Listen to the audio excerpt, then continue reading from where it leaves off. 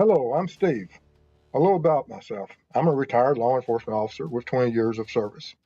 I began my career in the jail, worked the road, and became an investigator. During my career, my training consisted of everything from SWAT to becoming a state certified crime scene technician. I've investigated crimes from thefts to homicides. After retiring and becoming aware of true crime and web sleuths, I started my channel for web sleuths to better understand the perspectives of law enforcement. Not only do we cover true crime, I go out into the field and assist families who have lost loved ones to homicide and their cases are considered cold. Join me as we look and bring attention to these critical cases.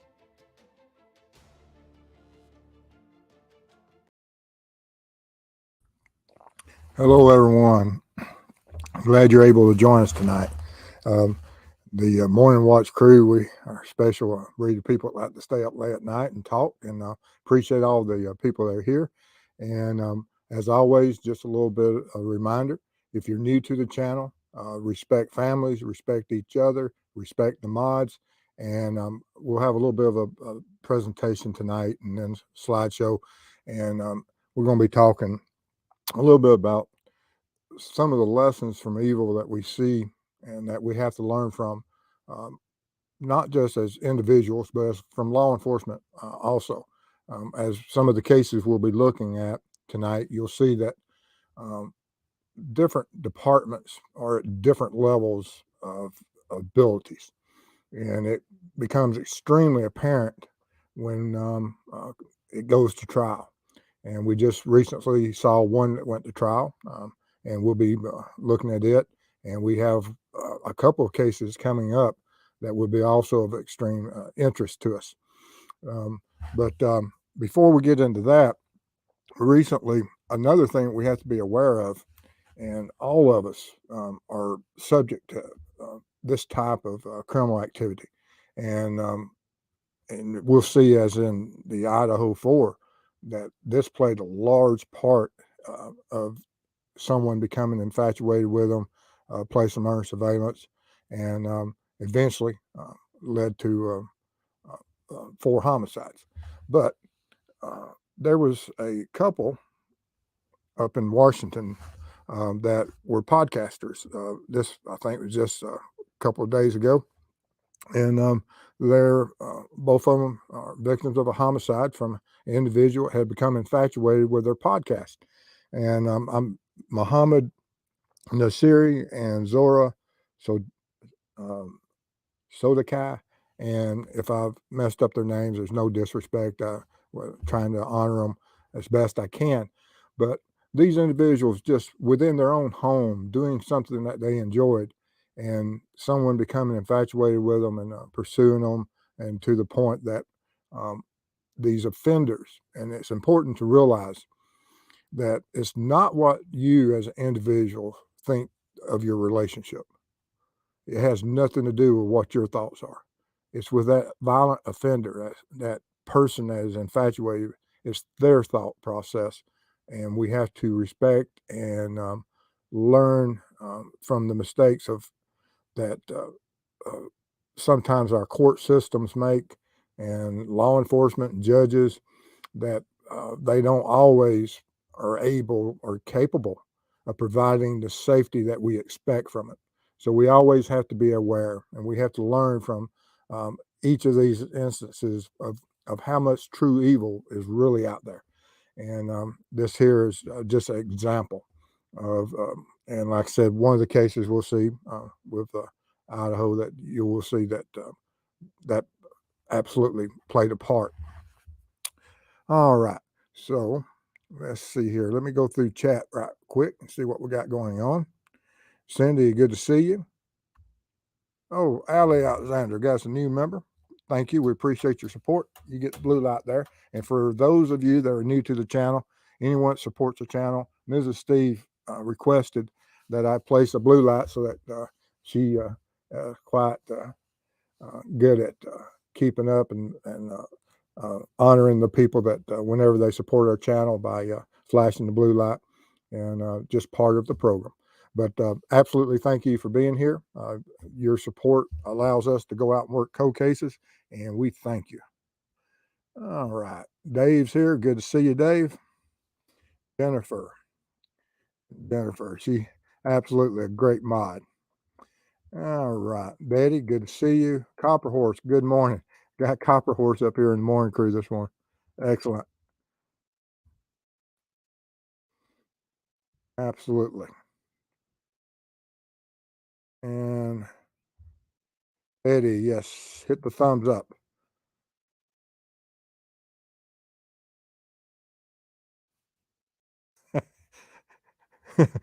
Copper Horse, she's been here a long time. Absolutely.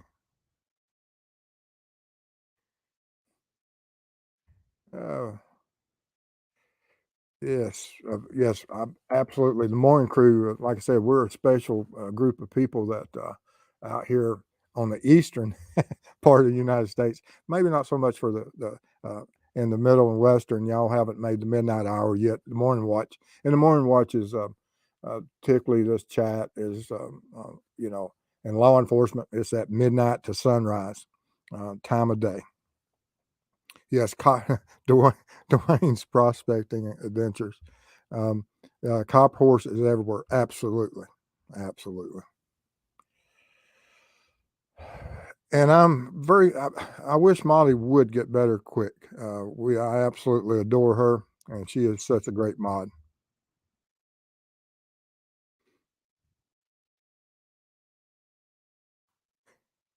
Oh yeah, Mary, good to see you. Single mama 4, great to see you here tonight. Erna, good to see you. Susan is from New Hampshire. Thank you for all your hard work. New to you and love it. It's an honor for me to be here, and thank you for being here with us tonight.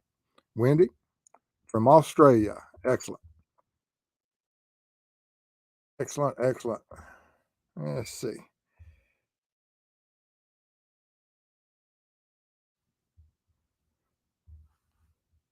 Kay is I'm +2 this evening. My 10-month-old son and 2.5-year-old son, Jackson, are joining all of us. My husband works third shift and just left for work a little bit ago, so babies tend to be up late. Absolutely. I think that will be our youngest uh, chat members tonight. Hello, Snell. Good to see you. Amy, good to see you. Lady M, Sharon, and if I miss you, apologize. I'm not as good as this. And then we have Madison, who is a new member also. Thank you. Appreciate your support.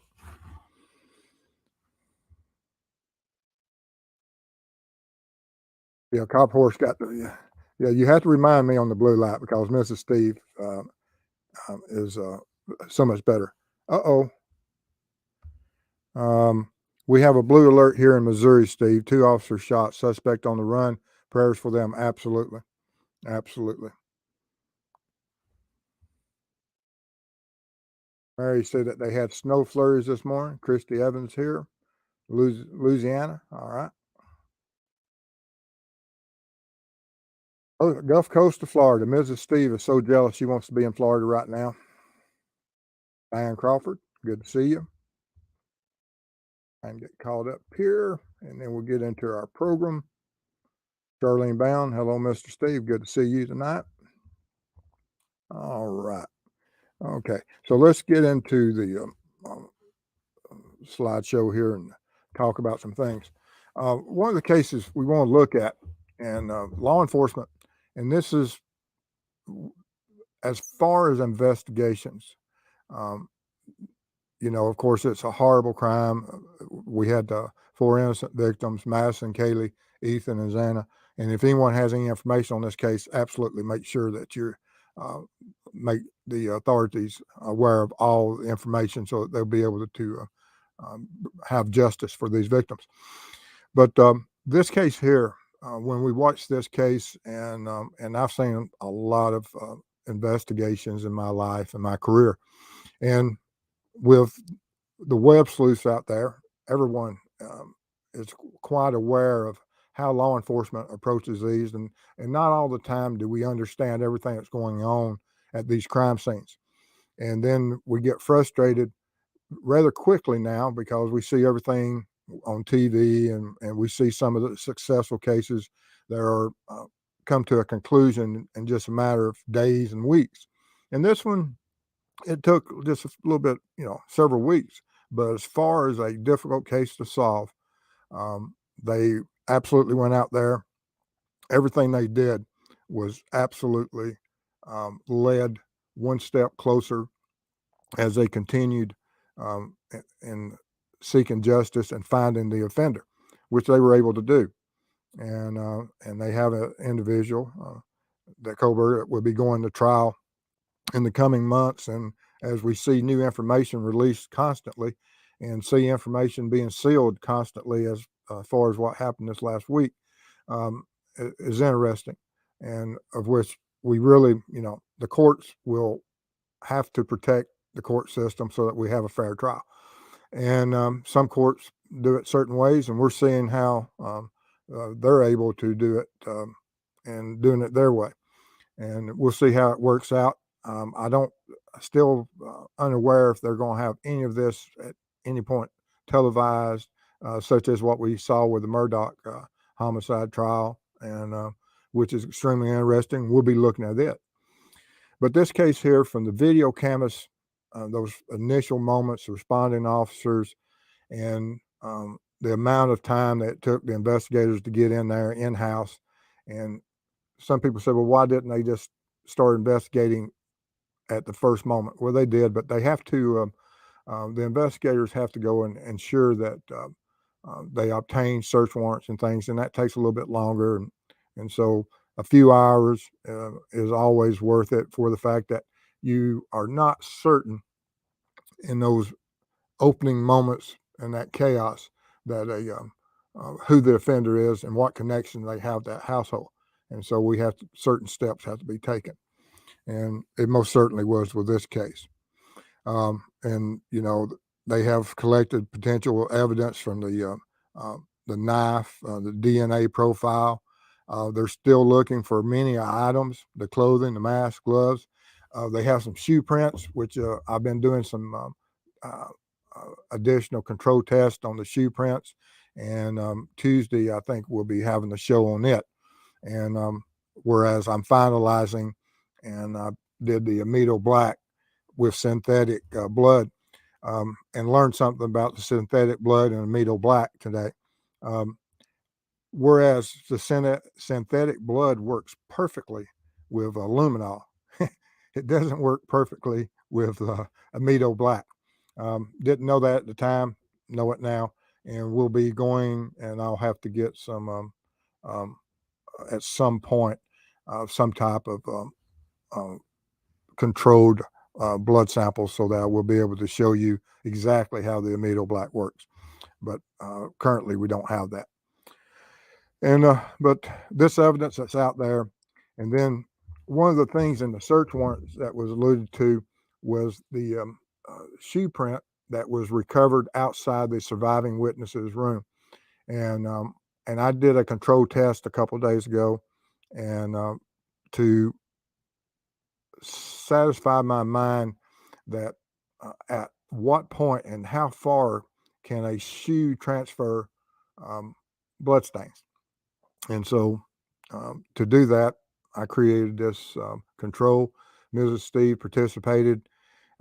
It's just over 40 feet long, this runway, and she walked down the middle, looped around to the right, came to the end, and looped back around on the left-hand side, went up there again. So, we're looking at over 120 feet total that she did this round trip. And I wanted to do this so that we could have some type of as we go to court, that people say, well, how long can some type of stain transfer, blood transfer last on the bottom of the individual shoe?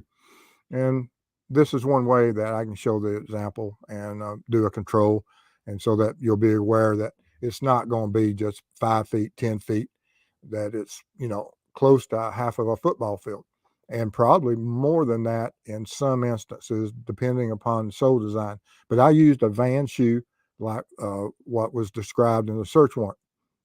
And so we were able to I wanted to make it as close as possible so that we would have some basis that when the court does come up, that you'll have some understanding of that.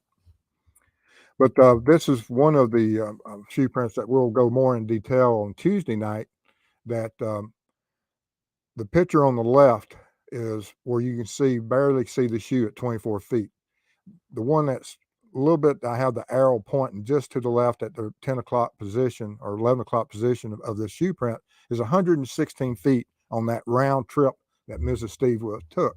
And you can see that with the enhancement of the luminol, it lights up. And even on the 24-foot one, it shows you great detail. And that's the advantage of being able to go in there with specialized training and proper chemicals and able to go in there and find things that are not as visible to the human eye. And this was on a plain white board of poster board that, you would think that you would be able to see a stain, but it's very, very dim. But like I said, when you go into total darkness and you hit with luminol, this is the effect that you get. And I wanted to demonstrate it, and we'll have a lot more details on this process and a lot more images on Tuesday night. All right, let me get caught up with chat again before we go to our next talking about another strategy from another department. Yeah, let's see here. I'm trying to see where I was at. Okay. And I may miss some of you, and I hope I don't, but if I do, guys, just welcome everybody. And if I miss anyone for being generous, forgive me, because like I said, I'm not as good at this as some people. All right. Let's see here. Jamie, good to see you. Josh the Posh. All right. Good to see you again. Let's see here. Sharon Edwards says it's 12:12 a.m. You're a night owl. I am too. Diane Crawford, good to see you.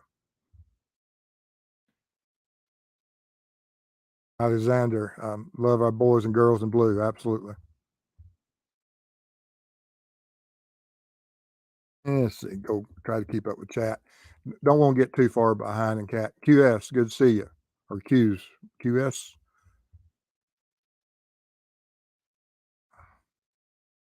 Dave, yeah, he's in New Hampshire also. Dave and I want to get together at a Waffle House. So anybody,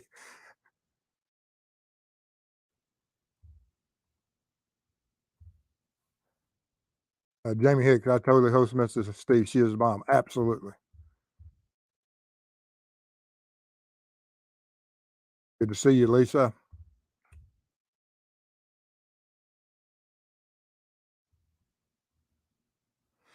Yeah, Betsy, there's going to always, and it's always part of that. And regardless of if there was any type of illicit use of any type of uh, uh, uh, intoxicant, that it still doesn't, mean that the crime should have, could have, or would have occurred. We have a violent offender that sought them out for whatever reason.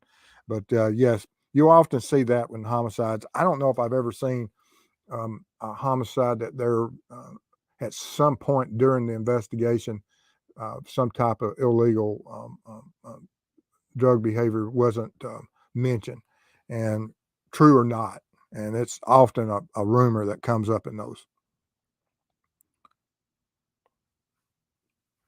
Let's see here. Trying to catch up. Eyes ain't what they once were, guys. Looking through a scope too much, I think.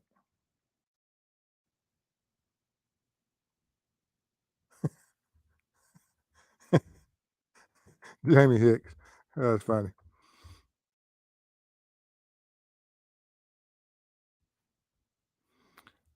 They just update more pits. The shooter on the run in a Jeep or on foot, and this says 2 officers.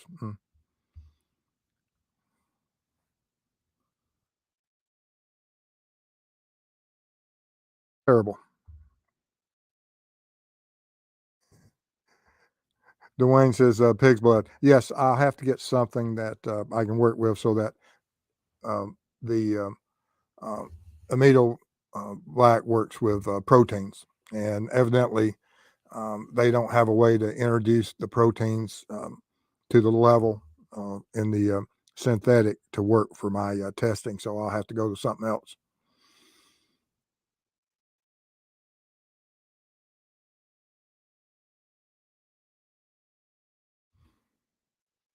Cynthia Gaines, good to see you. And get caught back up. Jennifer, it's an honor.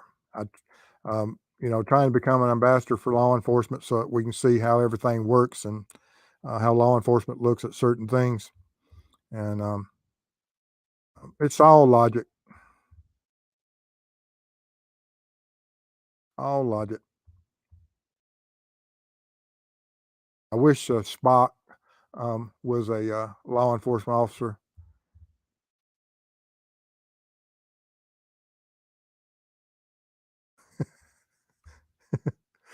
Fun fact: my twin is a human resource for a Waffle House. I have a Waffle House in my blood. Absolutely, I do too.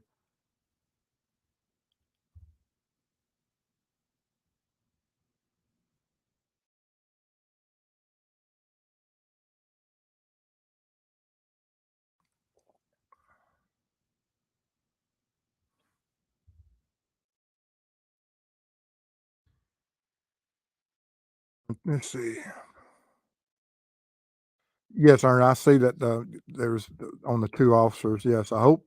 Well, not only the officers in danger, you got the whole community. And I've been in chases and where people being chased have run into uh, that doors would be unlocked and they just run into a household. And so the whole community is at risk during, especially um, if you have a violent offender that will shoot law enforcement, what he will do to an unarmed, um, innocent citizen. There's no, um, there's nothing that they won't do to escape.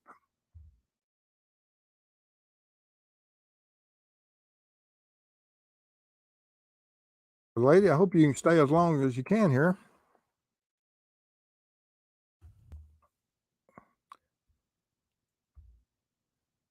Single mom, we need to meet and eat at our Waffle House. Absolutely.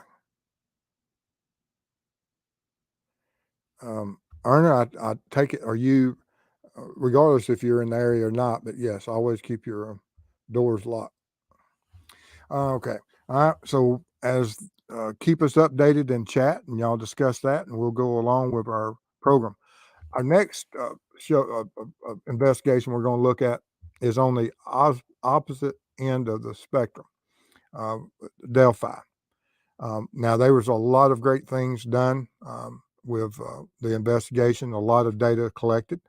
But as we all know now, one of the key suspects and the one who has been charged made himself aware and put himself on the bridge on the day of the homicides. And for some reason, he slipped through the cracks. And after 6 years, or almost 6 years, uh, after 5.5 years, that he finally became the focus of the investigation and was arrested. And that's Richard Allen. And so there was a lot of things, and people have been looking at, and the investigations went in several different directions. And law enforcement has to learn from this. That the parallel investigations as we move forward, um, and and the citizens also have to learn that if you know a fact, and how many people knew in that community that Richard Allen was on that bridge, I'm sure a few probably had talked about it and wondered how come he had never been up for discussion. And we know that he himself put himself there in the same clothing, um, in that he corroborates the witness's testimony that he was there. He talks about the witness that saw him on the first platform, as far as saying that he's on the first platform. He doesn't say he ever sees them, but he does admit that he was on that first platform, and she says that. And he uh, uh, describes the exact same clothing. He says he didn't see Libby and Abby, which we've discussed at length that with what the witness that saw him on that first platform, and then her turning and going back to her vehicle and meeting two girls that she's identified as Libby and Abby, that there's no way that within those couple of minutes of them continuing towards the bridge and Richard Allen's on that first platform, that he did not and they did not cross paths. You can't convince me of it, and it isn't logical. And in the crime scene world, when something isn't logical, then it's there's a reason for it, and that's typically because someone's lying to conceal something. And when people lie to conceal, that tells you a story. And of course, he owns a firearm, and a unspent round that was cycled through that firearm was found between the victims, which is huge.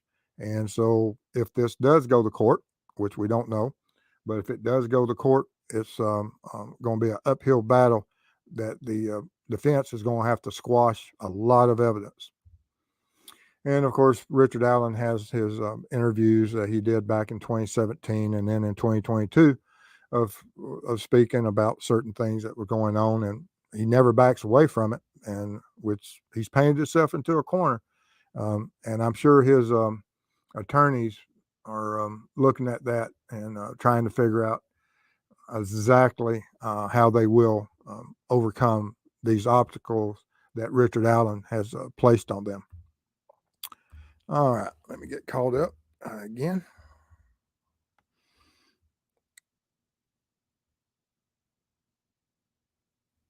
Okay. All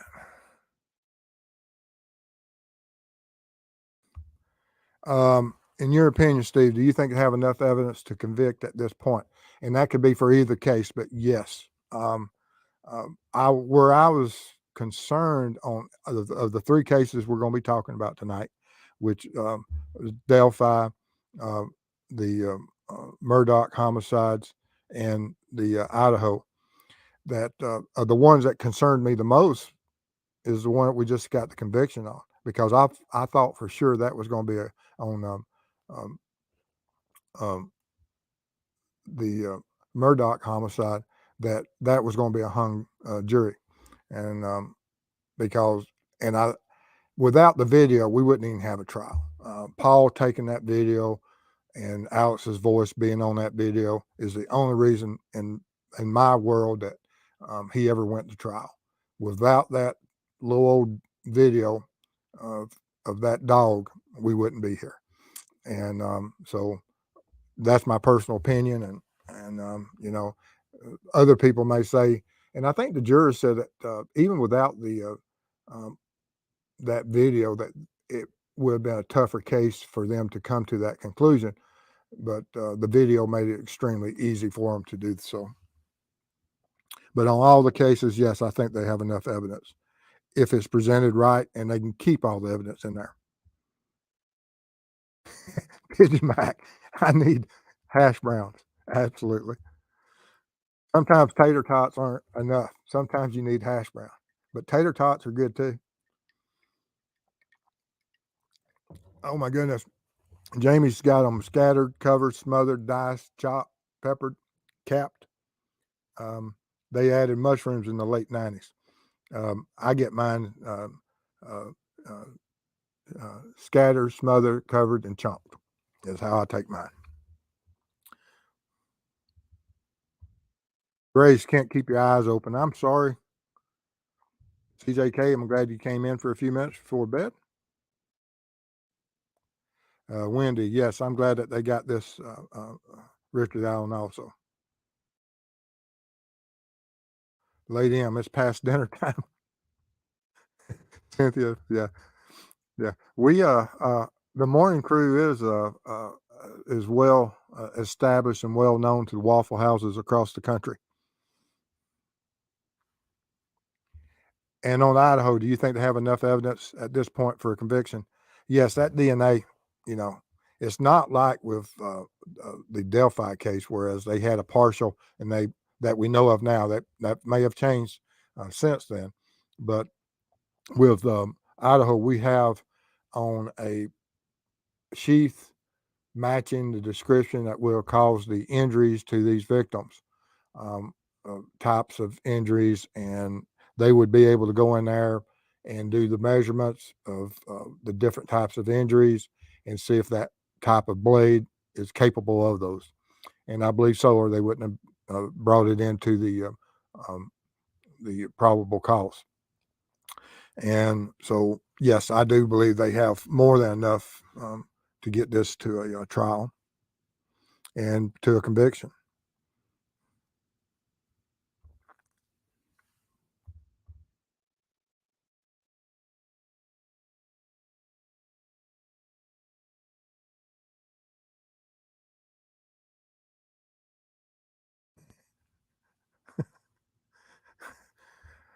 Oh man, yes, Waffle Houses are, after midnight, it's a different crowd, and you gotta be careful.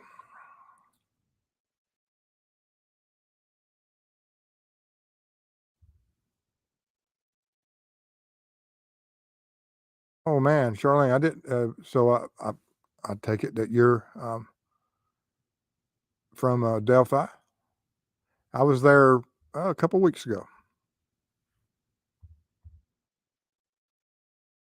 Yes, thank you for hitting the light, single mom. Betsy says Cash and Bubba are the crime solving dogs. Absolutely. Mr. Steve, the housekeeper Satterfield case goes to court in April. That will be interesting. Yes, and they're also open to Stevens case. So, mm,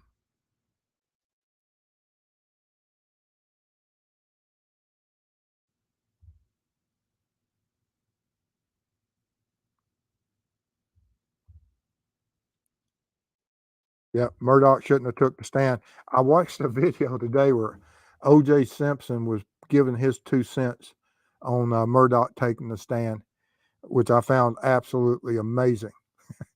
That of all people in the world to put their 2 cents in about um, a homicide case.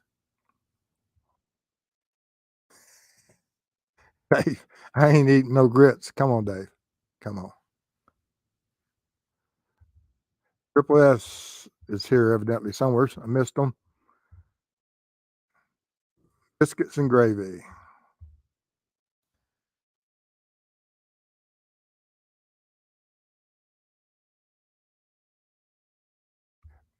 Yes, Mark Tinsley taking the stand was awesome. I was totally entertained. Yes, and I think he was very close to at some point now knowing what Alex was capable of. Tinsley would look back upon that and weigh it. What was there ever a chance that Alex had thought of doing something against him? Very possible.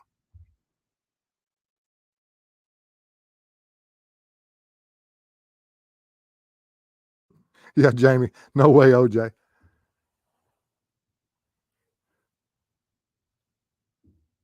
All right, so we'll get into the final case here, and then we'll just open it up all the way to all the questions.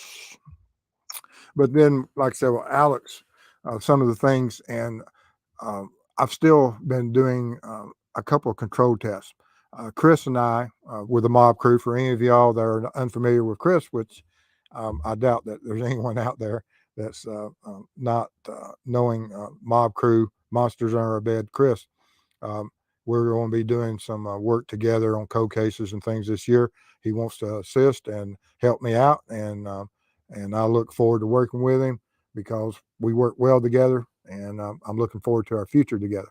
Um, but we were discussing certain things about this case that still, now that we can go back and look at all the evidence, and we have all the evidence, um, and some of the possibilities of what occurred on that evening um, during the homicides.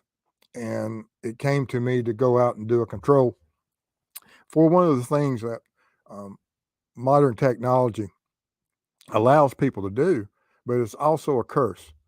Um, I'm pre-computer. I started my career back in the '80s.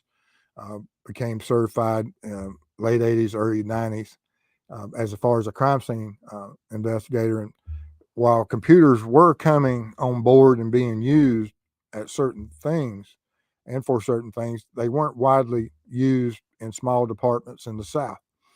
Now, of course, you can't go anywhere that there's not one, but there's a certain dependency that individuals and everyone has on these devices. I mean, who uh, can go any amount of time without looking at their phone or having contact with the whole world at uh, within an hour? Most people never put that phone down other than at dinner time and spend some time with their family. But all the other times while they're awake, they have that phone in hand or in pocket, and we're in constant contact. And so we get a certain buildup of reliance upon these devices and with computers. And we don't take certain, like when I was watching the trial and I was watching the defense expert um, testifying, um, this forensic engineer, which I never even knew a forensic engineer existed until this trial. And listening to him, he has no experience whatsoever about firearms and things, although he has a working knowledge of a lot of things. But extremely intelligent individual, and I was impressed with his testimony, um, and well prepared. Don't agree with everything, but well prepared. And but when he said those numbers, 16.2 inches to 27.6 inches above ground, that's where the hand was. And then he uh, shows this illustration of an individual firing a gun from the hip, and so now everybody instantly jumps to this idea that this is the way it had to happen or possibly could happen, and and as often the case, it could be, it's possible, but he picked one number and he didn't look at the other number, which is at 16.2. And so I had to go out and I recreated it in real world, looking at it on a two-dimensional screen on a computer such as this. You look at it and it it tells you a story, but does it tell everything? And when I went out and conducted the test, as you'll see tonight when Chris and I present the video I made, you'll see what I'm talking about. Um, but I went out and, of course, I put the representation of my mannequin on the ground and pulled those lines and marked them with blue tape. And so now I can walk around it in a truly three-dimensional world and see what I can see and make certain determinations. And I was able to. It was extremely revealing, and it'll make absolute sense to you when you see what we discussed tonight. Um, and but that's the importance that um, I have with my old world connections. That we have to not always, just totally break away from it. Um, the intuition and going out there recreating these crime scenes are a valuable tool, and just doing it on computers and this virtual world, while it's great, it doesn't serve all the purposes. And I will always argue against law enforcement going totally towards this direction. It's a great tool, but that's all it is a tool. All right. And with the Murdaugh homicide, we had Richard Allen, which fell through the cracks on that investigation. And then we had Kohlberger, whose investigation was absolutely on the other end of the spectrum. That those two cases that we learned from the mistakes that was made on Richard Allen of what not to do. We've learned from the investigation of Kohlberger exactly what to do. And we see here with the Murdaugh homicides that the you had the leading investigation team in the state come there and work this crime scene. And then we find out when we go to court that certain protocols and procedures weren't followed. And that's the dangers. Something else that we have to learn from, that you can call the best people and the brightest minds to a crime scene, but if they don't follow procedures and follow protocols, we're at risk of losing a case. That wasn't what occurred in this one, thank goodness. But it's it's just by uh, uh, the skin of the teeth that they didn't have some type of issue come up on it, and I was fearful of that. And hopefully they've learned and they will fix those that situation, because the law enforcement officers that showed up on these crime scenes, regardless if it's from Idaho to South Carolina uh, to Indiana, all across the country, all these agencies, there's some good men and women involved in these cases from good communities that suffered these losses. And we all have to learn that there's nothing perfect in this world. People make mistakes. Law enforcement makes mistakes, and it frustrates me when I see some of the obvious mistakes. And I made mistakes too. It's easy for me to sit here and look back at these other cases and analyze some of them, but I also put a lot more work into it than some people. I'll go out there. I have the luxury of being able to go out there. I've been trained, and I understand, and I go out there and I process this information.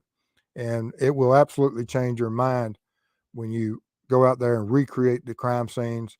Even like when I went up to a couple of weeks ago, when I went up to Evansdale, referenced the lyric, Elizabeth homicides, going to the crime scene again by my, not being, uh, not going with Drew, but going by myself so I can sit there and reflect and understand and walk those paths and and get a feel of what the terrain is, just like I did with Delphi. Uh, it's a totally different thing than seeing it on a map quest or that. When you go to these areas and you use your mind and you understand what the evidence is telling you, it will change your perspective.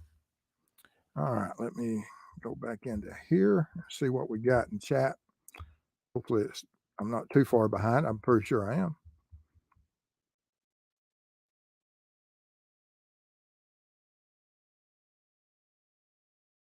Uh, let's see. Get caught back up in chat, guys. Single mom grits. My son said he likes grits. Shrimp and grits is good. I've never had shrimp and grits. I think that's what Louisiana. Um, when I went to Lafayette, Indiana, to meet Randy out there, as I was traveling through, going up to um, Iowa, uh, I said I'm going to Lafayette. And he says it's Lafayette up here, and down here in Georgia, it's Lafayette. Yes, single mom before. I'm glad Paul took that Snapchat.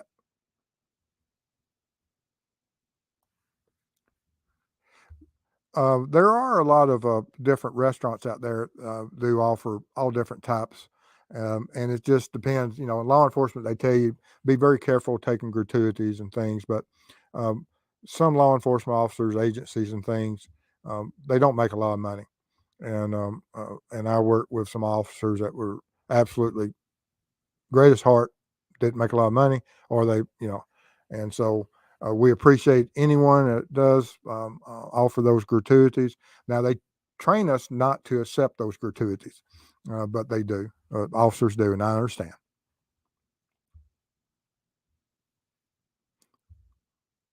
Yeah, it was OJ. Yeah.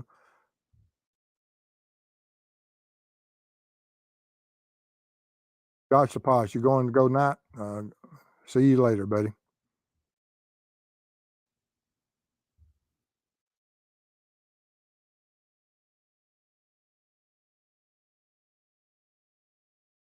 Yes, Mallory Beach. That's such a sad, you know, that family has to be absolute. When you lose someone, you know, I've seen a lot of families lose them. I've been very lucky that we haven't in our family due to any type of violent crime. But there's a lot of families out there that have lost them to violent crime, um, and it's like I said, I've seen a lot of them.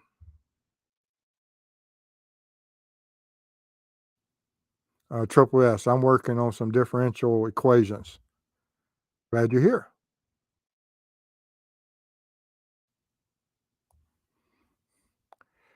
And Cop Horse is absolutely 100% correct on this. Three big cases, cell phone video evidence. And Abby and Libby, absolutely, for whatever it was worth, that, you know, now it will be big in the trial. Um, Paul's video absolutely was the nail in the coffin. And I think that's going to be the nail in the coffin for Dylan Rounds and um, Brenner. Absolutely. It's amazing. Absolutely amazing.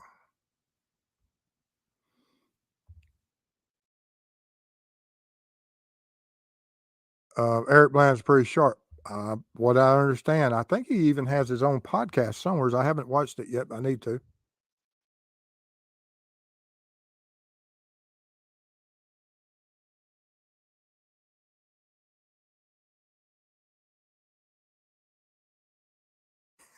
Jennifer Rochelle. Now I have to go microwave me some breakfast food. Oh, y'all are funny.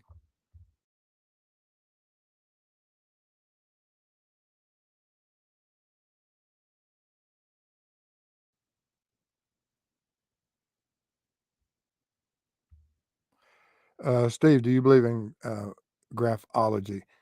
Are you talking about the mapping of crime scenes due to locations of where the offender lives and crimes being committed? Or are you talking about handwriting analysis?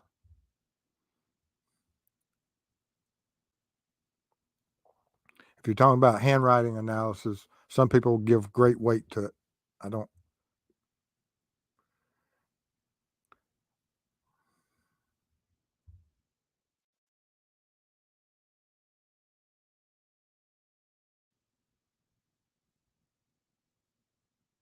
Yeah, um, looking at graphs and charts, I don't know which way he meant that, or if he meant it by handwriting. I just covered both of them.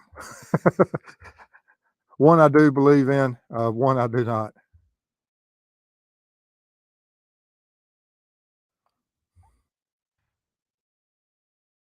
Um, Thank you. Betsy said, "I love it. Steve has pre-computer, pre-DNA experience to work, and not only that, we have, I have a in the pre-computer part of it is the pre-digital cameras. We had to learn part of the crime scene back then. We had to be able to develop our own film, um, and which I don't even know if you can go get film developed anymore. You probably can at Walmart or something, but and I guess I don't know. Is there anyone out there that has 35 millimeter cameras now?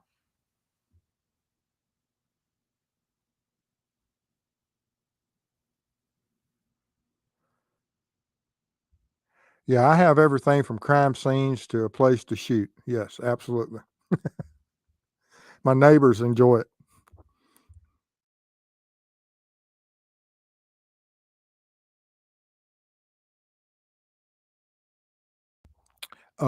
Single mom, in my opinion, I just cannot believe that there was two shooters who believe. I truly believe Murdaugh did this all on his own.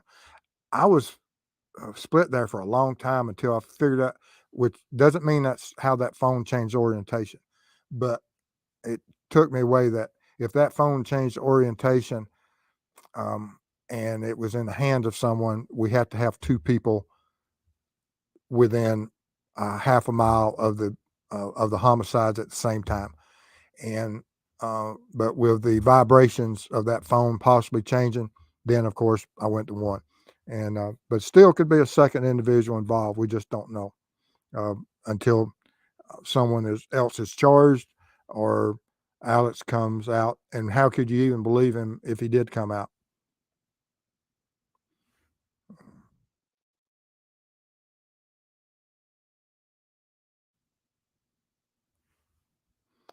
As a jury, it would be really tempting to see what you guys are thinking with social media, internet. Do you think juries should be sequestered? Let me tell you, at certain, and I don't know if you can ever truly sequester one now with the abilities of the phone systems and the smartphones. So, sequester until they are able to isolate all those. Um, I don't know if you would ever be able, from this point on, ever absolutely be able to sequester a jury.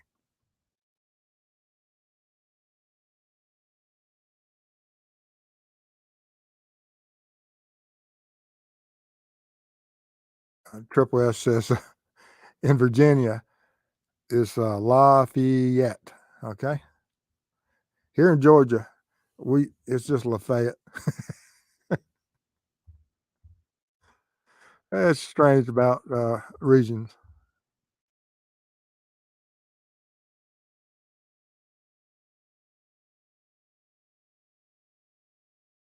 Let me see what else is going on.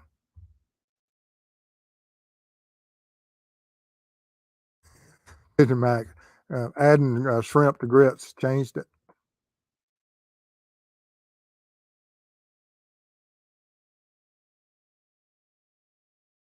And this is a good point in perspective that Mallory is the ultimate hero in this case.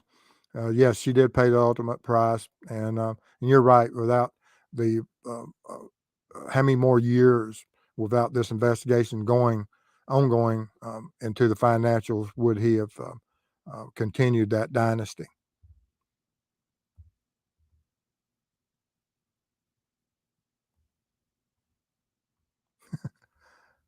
I hope that's not the case. Mr. Steve, you're first and only podcaster on YouTube who reads and answers all your subscribers' messages and chat. I hope I don't miss any, but I'm sure I missed some. But if I do, just remind me and I'll get to it. Joanne Jackson, good to see you.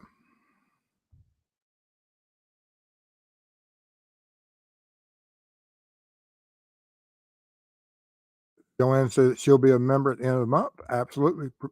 Uh, Glad to have you aboard.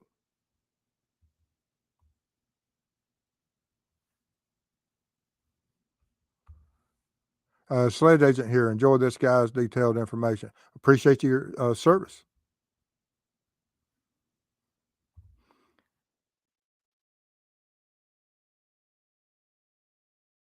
And so Dave cleared it up as far as the handwriting. Like I said, I didn't know if he was talking about graphs or charts or handwriting. Um, with the handwriting, some people say, and there's experts that take training that you can tell by the way they write and the slant, how they think, and what different people in their uh, family have, and how they hold love hate relationships just from their writing. You know, in law enforcement, we look at the writing for a lot of different things, educational level, um, and right-handed, left-handed, um, and identifying individuals as far as did they write certain notes, or uh, as they're writing this note, are they nervous? And but that's as far as I've ever taken any of the uh, uh, mannerisms of how anyone writes.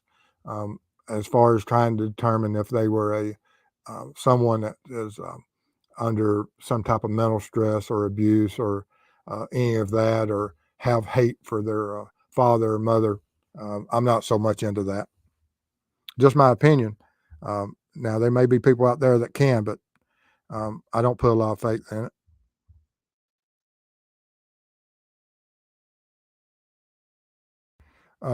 Rainy days, I heard film is making a comeback. It used, and the reason we had to do film was is that when the digital cameras, I remember the first digital camera I ever saw, um, and then that you could alter, and there wasn't a way to um, protect and guarantee. And there's not with film either, although there are certain things that um, um, in the processes that are um, ways of telling something to manipulate it, and it's harder to do it with film. And but with digital, you give me Photoshop, and I got really good at Photoshop. But now they have ways of sealing it and making sure that it's not something that's been manipulated or edited.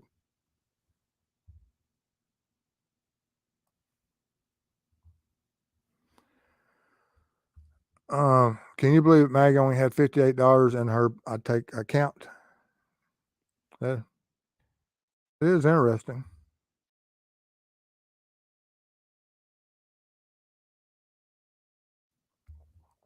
Um, our local Cynthia says our local Walmart still processes film. They still sell disposable cameras here in North California. I don't know how many thousands and thousands of pictures I've had processed.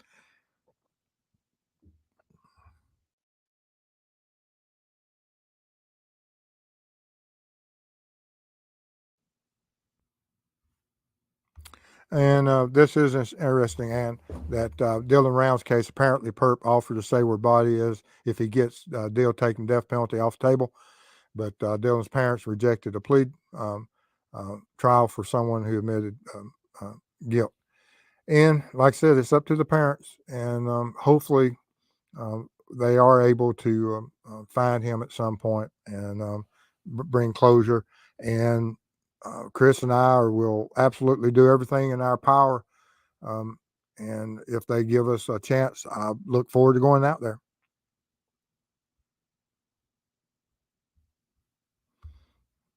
Alexander says, I have such an unpopular opinion. I don't think he shot them. No, that's, I thank you for your opinion, for the fact that it makes those of that's on the opposite end have to think of why you don't think he did it and who could have done it and what would be the motive for those. And ultimately, the truth is somewhere between your thoughts and your opinions and the other end of the spectrum. So I always appreciate people with differing opinions.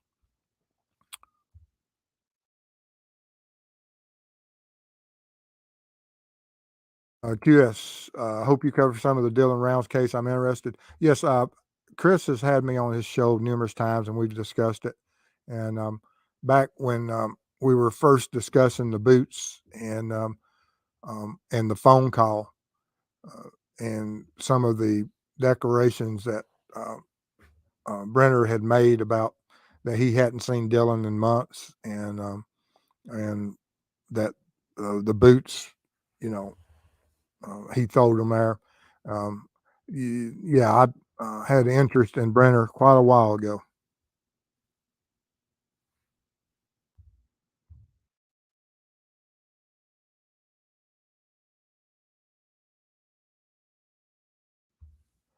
Uh, Amanda Zimmer. I just wanted to say thank you again for all the great work you do. I appreciate you, and thank you for the comment.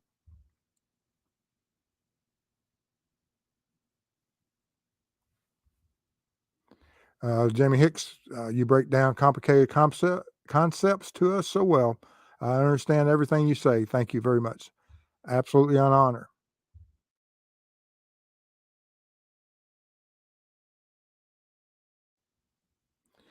Betsy, Mr. Stephen Chat, do you think the law partners were aware of the schemes but chose to look the other way because they figured any cases Alex won would be money in their pockets? That is an interesting perspective. Did they overlook certain telltale signs? That is a something that we should all think about. Absolutely. Show me the money.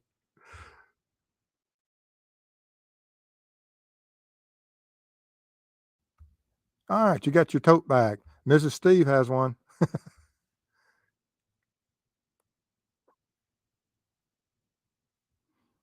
And Alexander, that's absolutely um, a perspective that is possible. I can't argue with you.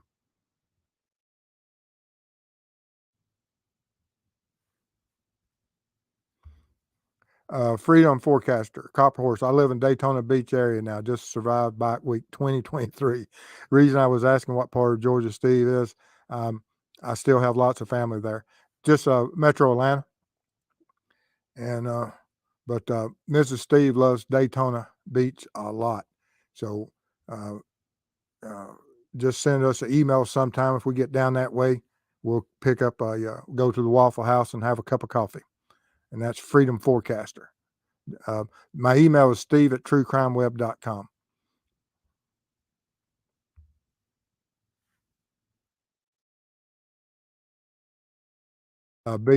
Bethia's bite reloaded. Alex Murdaugh getting 2 life sentences was the right sentence.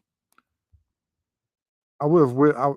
I was hoping they would go for the a more severe sentence, but I understand either way. But I was hoping they would. Uh, Christy Evans. This is a good point. If you do have a juror that, um, I would be terrified if I got called for jury duty for this case. What if you don't look at the pictures? And that's a great point to bring up if you're ever on jury duty that you are unable to look at certain subject matter, and how will the court answer that? That is a something that absolutely, if you're ever in that position, don't hold back.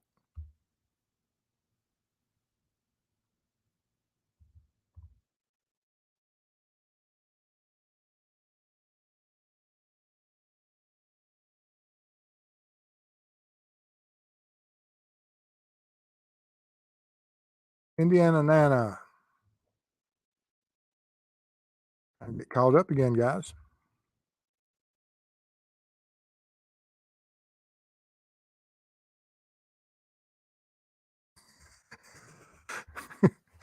I used to develop film. I thought digital cameras were just a fluke when they came out. We had a guy that was, I think it was out of Clayton County, that first investigator was is during the process of us going through our crime scene training. He had this camera, and I think it was Kodak or something, and it had the capabilities of taking I think like 24 pictures is all the camera would hold. And the and we're not talking about megapixels. We were it, it it was extremely pixelated. But it would only hold 24, and we'd run out in the parking lot like a bunch of kids and goofing around and get our picture made, and then run back into the training facility and put it on TV. And most amazing thing in the world. And now we look back and but that was, oh goodness, that was late '80s, early '90s.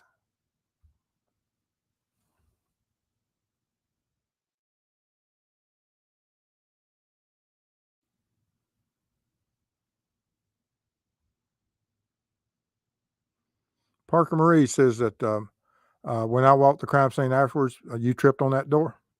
Interesting. Send me an email. I'm interested in coming over there. Absolutely. Steve@truecrimeweb.com.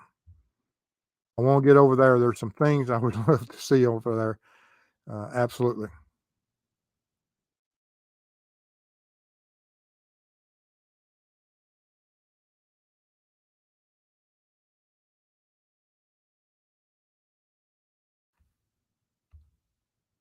Steve, I have a whole theory. I could send you an email. Sure, no problem.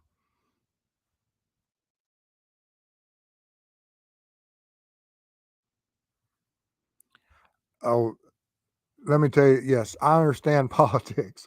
Anyone in law enforcement understands politics. And politics starts anytime you have elected officials, sheriffs, DAs, judges. there's there's a lot of politics in courthouses, and all the way up to the state level. Yes, the good old boy system in the South is alive and well.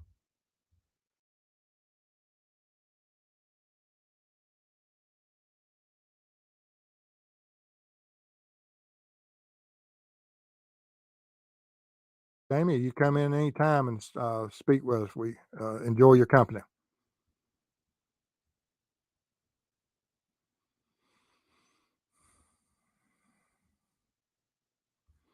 And yes, if Perp and Dylan has an effect, I think when I saw the interview the other day, Chris had it on the show, and they were discussing, and she said that he said that he knew where Dylan was, and and of course, uh, the deal is off the table. But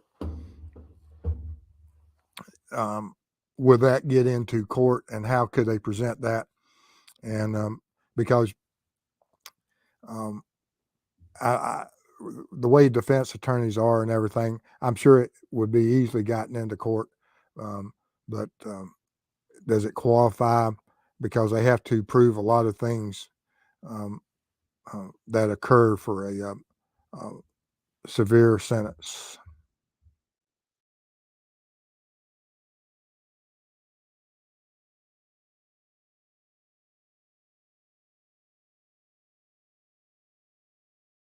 And get caught up again?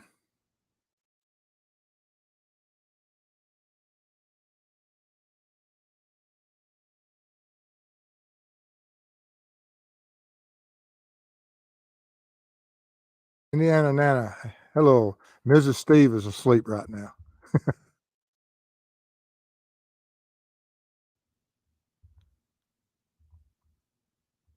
Jeff, hey, glad you're here tonight. Hadn't seen you. Yes, we had a great weekend here.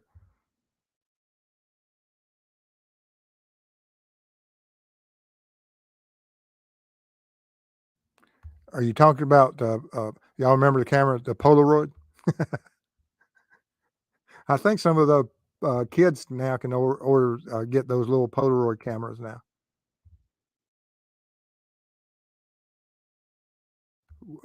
Way across. Yeah, y'all got some big mosquitoes down there and cottonmouths.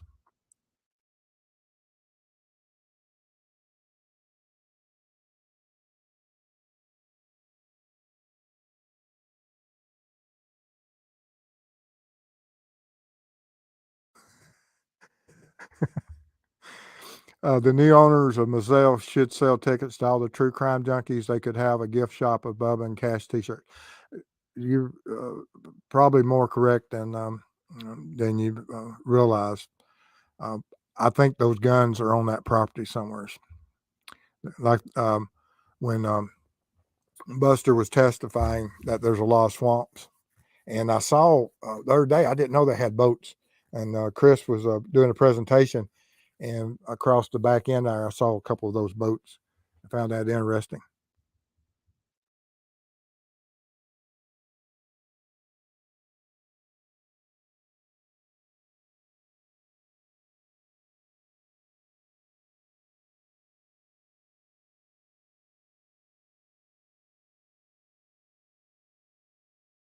Let's see here.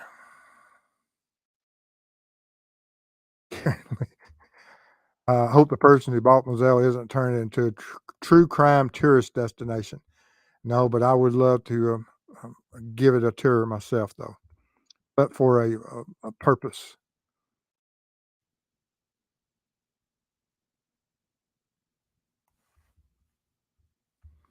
Hi, any thoughts on why a criminology PhD student would do so many things which would obviously lead the authorities to him? Criminal ego. Um, you know, uh, book smart isn't everything.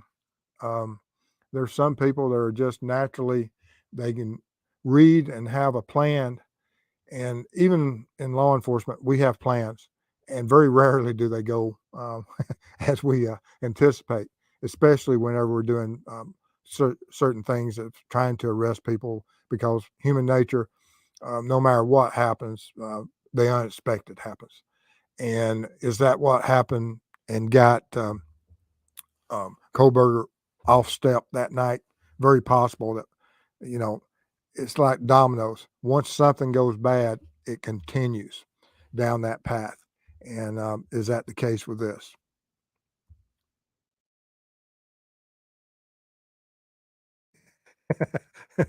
That's funny there. Those big mosquitoes preferred to be called sir and ma'am. Oh, that's funny.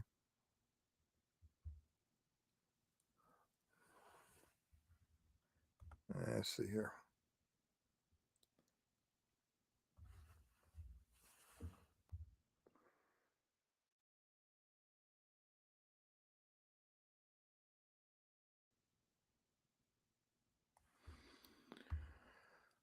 Steve, it's just random. Do you ever hear of the author Flannery O'Connor? She was a pretty famous author who was from Georgia.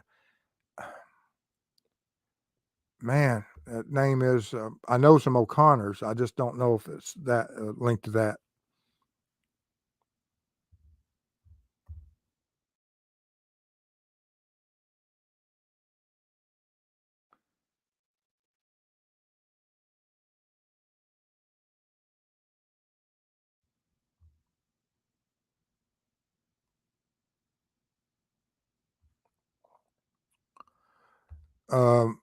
Jamie, it's Ashley McCalder case, the viral kidnap attempt that happened a few years ago. Also, fun fact: I live where Bundy was caught.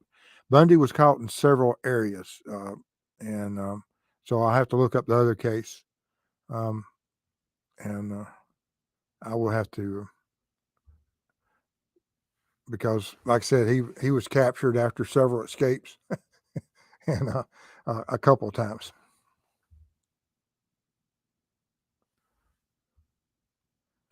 This doesn't can't remember the name of one of Alex's buddies bought Moselle. Okay.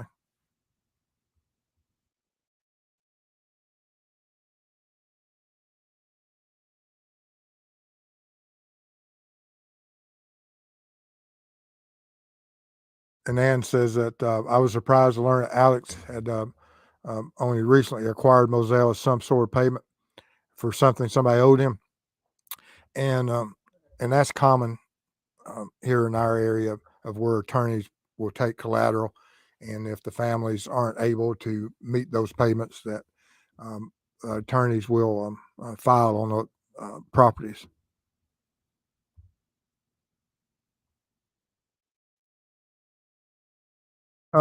Steve, have you ever looked into Amber's murder, who had the Amber Alert named after? It was still unsolved and a very horrible cause. No, I haven't. Um, I guess I need to do that. Amber Hagerman,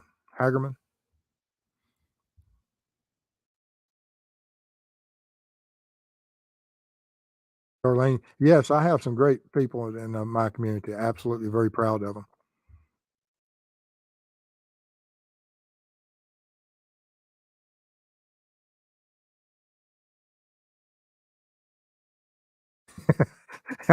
Alexander told Jennifer, "You're going to make me watch that tomorrow." Oh,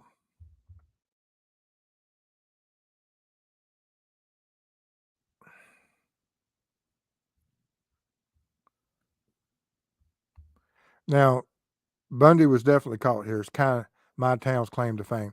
Are you talking about Salt Lake City, um, or um, the where the which college campus was it in Florida? I can't think of what the community's name was.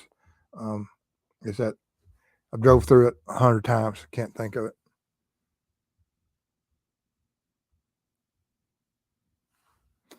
All righty, guys. Got caught up on everything. Let's see. Do I have anything else in the? Nope. That's all of that over there. So, but anyway, like I said, there's a lot of things that we can learn from all the people out there, and law enforcement has to learn it. And um, individuals, you know, protecting our children, such as not only when they're in college, but even um, especially younger. You know, we think we're more protective of our children, and as has spoken about this case with Richard Allen, that the trail was something that no one had ever, and it's a low crime community, and no one expected anything of this nature to occur, and it did occur. And the same thing can be said with Idaho for Madison, Kaylee, Ethan, Zana. None of them ever expected that evil would be there, and neither did Muhammad or Zora expect it, and it constantly occurs.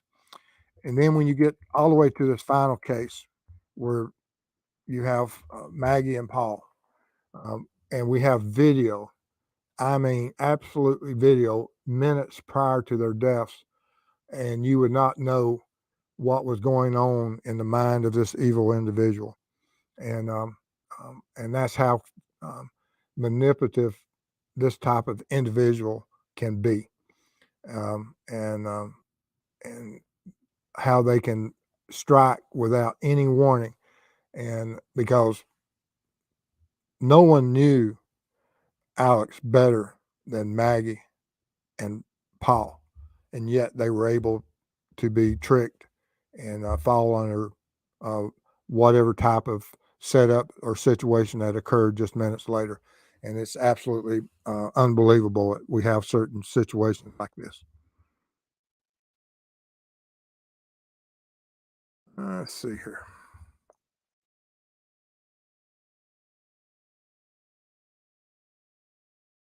Let me get here. Oh, Gainesville. That's it. Yes, Gainesville. That's the name of it I was trying to come up with.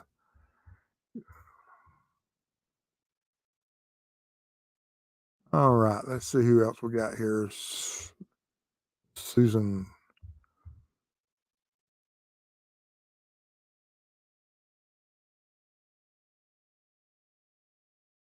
Let's see here. Trying to get caught up with chat once again.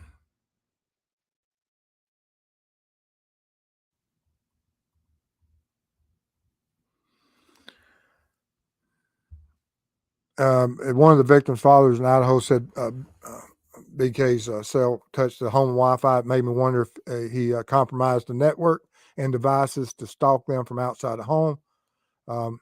Who knows with technologies, and was he savvy enough to do that? I don't know.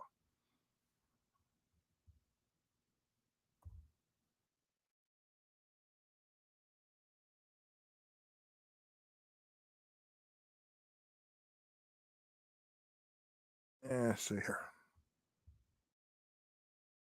Yes, you're Charlene, you're absolutely correct. Small town doesn't mean that evil isn't there. No, I don't have no spoiler alert. Uh, Chris and I'm looking for. I don't even know. I send Chris the information. I'm so busy doing different things, working on a lot of different topics and things, and making contact, trying to get everything organized for our Texas trip in a few weeks. And so I send stuff to Chris as far as video, and I have no idea how he edits it. And I'll find out along with you in just a few hours what Chris has done with the information I sent him. Um, Oh yes, the worst thing ever was the other than 9/11 Beltway snipers. Absolutely, the terror that would have been going on during that time period of the people living in that uh, metropolitan area, the of not being able to shop or walk to your car or gas up without fear um, from such evil. Absolutely amazing.